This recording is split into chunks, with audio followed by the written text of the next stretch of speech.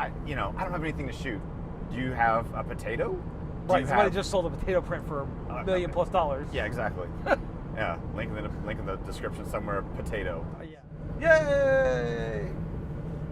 So we're like, what, 50 miles further down the road than we started the last one? Yeah. Time times miles plus 10. Pretty much.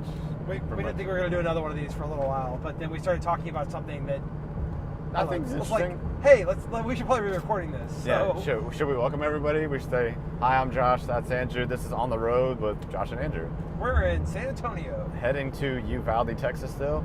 This is episode 11 of the On the Road podcast. We're quickly getting up there. I like this.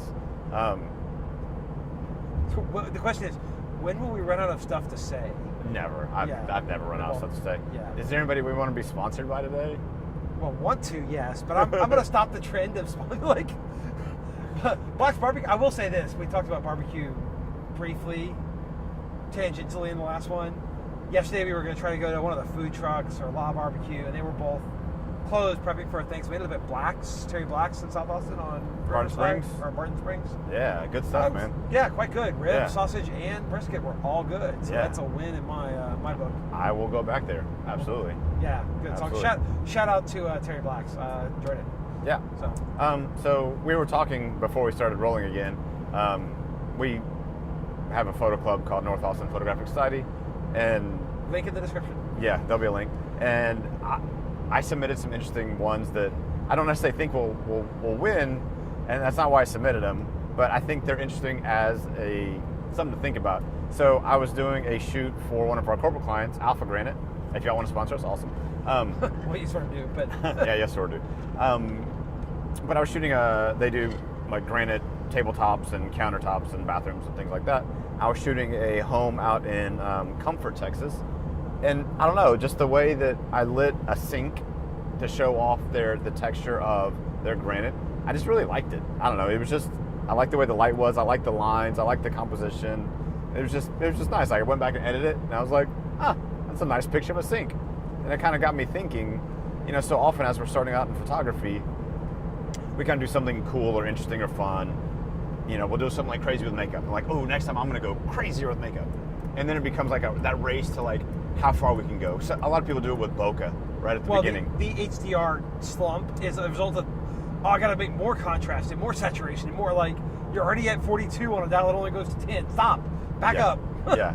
Well, people do this with bokeh, right? They start with like 18-55 kit lens at 5.6.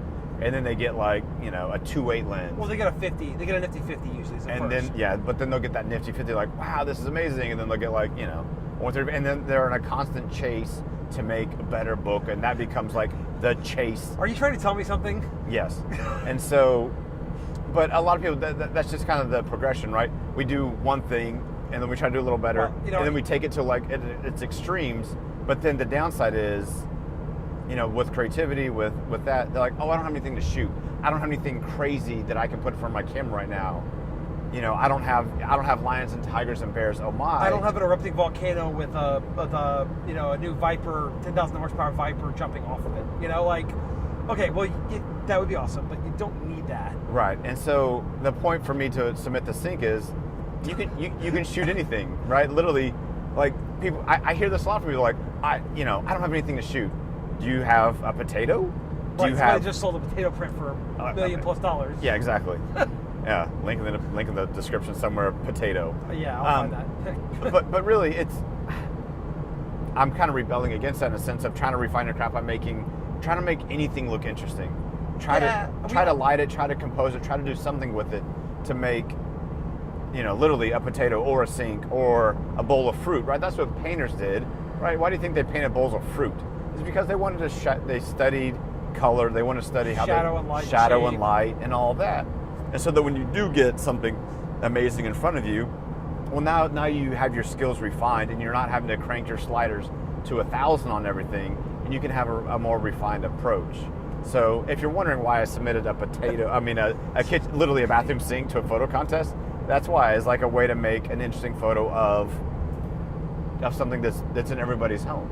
Yeah, so I was going to say, so about the club, we do a competition every month, and it's live critique. And the point is not really to win.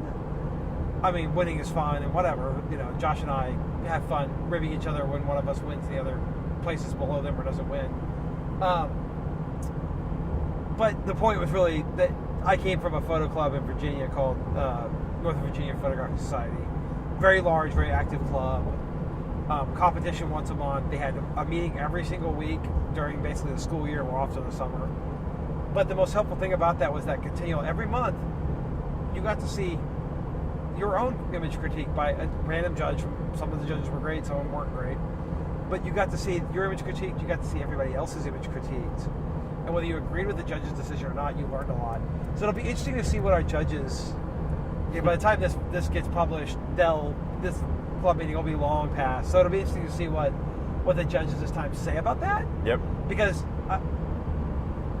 I collect the images because I'm the competition chair for the club. So they go to the web form and I download them, and so I see what everybody submits ahead of time. There's an advanced class and a novice class. And Josh and I, we both have judged for it, so we submit the advanced class. And I kind of look at my job as submitting something that gives people a good chance to see something, and whether it wins or not, it's at least a little thought provoking in terms of helping inspire people to shoot. If that sounds arrogant, I'm sorry, but Josh and I both are. There's a very wide range of skill levels in the club. And so we have a novice class that has a lot of people submitting to it. And we have some people in novice who should be in advanced. But we have... Either one of us can produce a good picture most of the time. Like, that's why we make our living doing this. Like, we need a good picture of a sink. That's literally why you got hired. Yeah. Take a picture of a sink. Quite literally. I don't know, so it's interesting. Sometimes judges are, like last month, Keith judged, and his criteria was sort of what I hang on my wall. And that's actually a perfectly good criteria as long as you're upfront about that being your criteria, because that's one of the things that for me makes, when I see a picture, if I'm judging of someone's kids, it's easy to take a picture of cute kids, but to make that picture interesting to somebody whose kids they aren't is a lot tougher. And I've seen great photos, same with wedding. We reference Fearless a lot. To take a photo of a wedding that's interesting to the couple or their family, well, they have a vested interest in the subject, so they're going to be interested. Like, you already get like a +10 interest on them right off the bat. But to make a wedding photo that's interesting to somebody else who doesn't know the couple is much, much harder. Anyways, that said, this is the same kind of thing, right? So I'm curious to see what they do with that when they get it. If it's just like, sometimes you get a judge and something like that, and they just kind of like, Yeah, I submitted a running photo. Was it last month? Yeah, it was. Okay, so I submitted a trail running photo. It's a great trail running photo. Sunrise and the mountains behind them, huge depth. You get the scale. I was using off-camera lights. The runner looks really dramatic. And he's like, the first thing I think is rattlesnakes, and I don't know why this guy's not running on a trail when he was on a trail. Like, okay, the judge clearly did not read the photo the way I read the photo. Yeah. Which is just, that's always a possibility, but that's one of the interesting things about submitting to competition, especially if you're taking risks, is knowing how they're going to read the photo. Mm-hmm. And the riskier the photos I submit are, your standard deviation gets really big, because the risky photos, what happens is they either love them or they hate them. And they, more often than not, they hate them. Not hate them, but you get the head scratch. It's just hate isn't the opposite. It's ambivalent. You're like, I don't know. I don't get it. I don't care. Yeah, I would much rather somebody hate a photo of mine than just be like, and just like not be moved one way or another by it. Like, that's the worst to me. It's just like, I love your photo, great. I hated your photo. Okay, well, I still created an emotion. Yeah. But if I show you one, you're like, I'm like, ooh, I didn't do something right at all. Yeah, I guess I said hate. What I should have said was be ambivalent, because a lot of times you get that head scratch. But I think when you take risks, make these risky photos that have, when I say risky, they're not the typical, everything's on a third line, it's a sunset. Like, yes, it's a sunset, we get it, good job. When you have the guy diving off a cliff with a base jumping rig on in there, and little tiny in there, that's something to surprise people, making something new. The judge may look at it and go, I don't get it. Yeah, I want to see the cliff diver closer. Yeah. but then you don't get the scale of what was going on. And sometimes they don't get it, but there's an equally big chance they're going to say, "Oh, this is awesome." Yeah. And you don't. The mediocre photos, you get the, it's okay. That's all you ever get. Yeah. They'll tell you, "Oh, we're taking a picture of the kid because the kid is huge and they're in the center of the frame or on the third line." Anyways. So to me, talking about Photo Club, the thing that I love about it the most is watching people be able to grow through not only their successes and failures, but through the successes and failures of everybody in the club, right? So we submit photos and whatever, that's fine. But then people get to hear critiques. It's directed at me, but everybody gets to hear it, right? You submit photos. That's why it's live.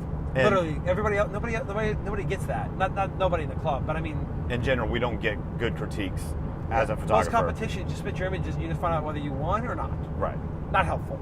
Yeah, exactly. Because you might have had an image that was spectacular, but the judge didn't read it right. But they'll say a bunch of really good technical stuff about it and say, "But I just don't. It doesn't. It's not for me." Okay, well that's fine. But you still learn something about it beyond it. Yeah. So the people that have regularly attended and regularly submitted, I really feel like there's a couple people whose work is just we've seen work improve. Like really improve and get to be better, refined, and that to me is the success of the club. Is that now we're all producing better work. Even the judges, even though I don't necessarily agree with what they say, and maybe it's not even about me, I may not agree with it, but I learned a new viewpoint, and that to me is valuable. They're like, "Oh, well, I'm reading it this way." I'm like, "Man, I never would have read that image that way," but having that new viewpoint, really opens up. Like, "Oh, okay, well then I can work with that." And so just hearing that, I think that's such a missing step in the lives of creative professionals, of having. Well, your stuff goes to Facebook. Your mom likes it. Oh, we got 27 likes. Yeah, a like is not a critique. Yeah, literally. On my Instagram account, right? I post a photo that I worked really hard on that I think looks amazing, and it'll get 30 likes. Then I post like a stupid picture of my kid like eating an ice cream cone, and it gets like 300. You're like, well, that's, what is that? What is that assigning value to, right? What does that like then mean? Ugh. Well, and you get, especially on Facebook, more so than Instagram. I feel like Instagram. Yeah, that's the connection true. is much more tenuous on Instagram to people. Like, there's not that social interactive as high. It's much more about photos. But Facebook, like, I'm kind of the curmudgeon old man, or a lot of people know me as that, and so people don't want to endear themselves to me, and I think some people, right? When you post a kid, what they're saying is, "Hey, Becca and Josh, your kid is cute." Yeah. Not, "Hey, Josh, great job as a photographer." Right. They're endearing themselves to you. It's a social interaction. It's like saying hi. It doesn't actually mean anything. It's just protocol. It's social protocol. Why do you say hi to people? There's literally no reason to say hi. It's just there is a reason. It's social protocol. It binds the tribe of monkeys together. It acknowledges that you're not going to attack them spontaneously. You're being civilized. That's part of the problem. And every time I've seen critiques online, there are some very limited places where you can get good critiques. Fearless does some excellent critiques. You submit a full wedding in the form of a catalog, and it's been edited, and they decide to critique your stuff. They do a 2-hour broadcast critique where everybody gets to see it. So that's pretty brutal. But most of the time, even photo groups, hey, you get for a critique, what you get is, oh, it's a great picture. Because people aren't willing to give real feedback because they're committing to it in writing. Yeah. And I've said this many times, and I always talk to the judges when they come in, hey, we know judging is hard. Judging is hard because you're expressing an opinion about something somebody else cares about. Well, that's tough because you might hurt their feelings. So everybody's not on the same wavelength about what that means, and that you're not being mean. You're giving them an opinion, and it's intended to be constructive. Online, it's so hard to do that because it's so hard and easy to misinterpret stuff. A lot of times, the tone of the conversations is either so overwhelmingly positive because it's that social "I want to build you up" thing. Yeah. Or it's overwhelmingly negative because people want to make themselves feel better by saying all the bad stuff they can say. That's why you get these rules we'll say one thing positive and one thing negative. Well, if there's only one thing positive and 10 things negative, you should say one thing positive and 10 things negative. Right? Those type of rules are artificial just as much as the likes are artificial.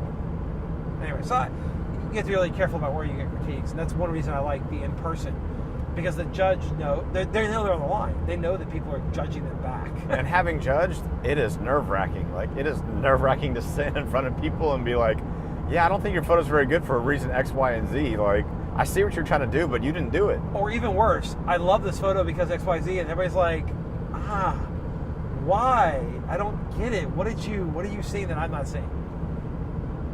Yeah, it's nerve-wracking. It is. I enjoy it, but it's nerve-wracking. On both sides. On both sides, it's nerve-wracking. I enjoy both sides. But on both sides, man, like, there's some tension, right? We all want to win. We all have investment in the photos we took. We chose the ones that we submit. Yeah, it's good fun. But that all being said, you should absolutely come and join and submit photos if y'all are interested. It's a fun group. We have a meeting in North Austin somewhere. We're looking for a forever home. Every month we have it first Thursday of the month, 7 p.m. I'll put a link to the website for the club in the description. I might even put it over the top of the video for those watching the video. So I want to talk about something that Facebook is. So Facebook is, it's in this election season, like, a lot of people want to throw their computer across the room because you're going to be confronted with uncomfortable stuff, or knowing things about people you didn't necessarily want to know about them. Yeah. Political opinions, whatever your political leanings. But in the photo world, so APS, Austin Photographic Society, was meeting monthly as well, and they had a speaker. They didn't have a competition. And I know the guy who runs it, Alex Suarez. If I got his name wrong, I seriously apologize for your last name. He was going it alone. He couldn't get anybody to help, and I've got people helping with North Austin. So hopefully we're going to grow, not shrink. Still pretty small, but we'll get there. But like APS, I go to meetings. They'd have a big speaker, and the speaker was great, and they'd have 30 people or 40 people there. It's not bad. There's like 1,200 people in the Facebook group. So. And people post in the Facebook group and whatever, but it's not the same. It's not the same. The in-person community is so much different. It's so much richer. It's so much richer. Yeah. On the Facebook side of the world, part of what goes on is those people get tied to the rest of their conversation. And you might think, well, that's kind of, that's one of the powers of Facebook, is that you kind of have the ability to drill down and see what somebody thinks in general by looking at their profile. And sometimes that's great. A lot of times it's terrible. I don't need, if I'm a photographer and we're having a conversation about photography, I don't need to know who you're voting for. I don't need to know what your opinion on abortion is, or gun control, or immigrants, or economics. That's not what my relationship with you is about. Our shared interest is photography, right? And it hurts our relationship as friends in photography to see that stuff all the time. Yeah. So that's part of why, for me, Facebook is such a negative for. It's great for empowering. Like, it's how we organize North Austin's club, because it's the place where everybody kind of gathers digitally. Once upon a time you had an email list and all that. Well, I have an email list, but tell you what, we post to the Facebook group much more frequently. Yeah. But there isn't a lot of conversation that goes on in our Facebook book that's meaningful about photography. There's a lot more conversation that goes on. Literally, the meeting, when I designed the meeting, the first 30 minutes is meet and greet. Yeah. And I copied that directly from Northern Virginia, because the meeting started at 7, but nothing happened until 7:30. Well, when you put 200 photographers in a room, people talk about their new gear, they show photos to each other, they talk about trips they've gone on. I enjoyed those meetings as much or more for the weekly social interaction with other photographers, who in all likelihood I would never talk to otherwise, and don't want to be friends with on Facebook because we disagree on a lot of fundamental things in the world. Yeah. But I have that interaction with them on a monthly basis. And I didn't talk to everybody in the group because there were like 100 to 200 people there every week. But I had a core set of people that every week I would sit down and talk to, and whose photography I respected, they respected mine. We talk about trips we've gone on. I get ideas for places to go and shoot. That richness, so North Austin's not there yet. It's moving that way. But that richness is the thing that in-person gives you. Yeah, absolutely. So come join. Yeah. Now we can make this one a short one. That's 20 minutes, but I think we've said what we needed to say about that. I think we're gonna have to make a bakery stop. Yeah, let's make a bakery stop. We're gonna make a bakery stop. What's So we're in Castroville right now. what's the name of this place? Oh, Habees. Habees, that's right. So what's up, Habees? Y'all are awesome bakery. We're gonna go eat some of your good stuff now. eat all the pastries. and That's kolaches. right. That's right. Okay, cool. See you All right, later. guys. See ya.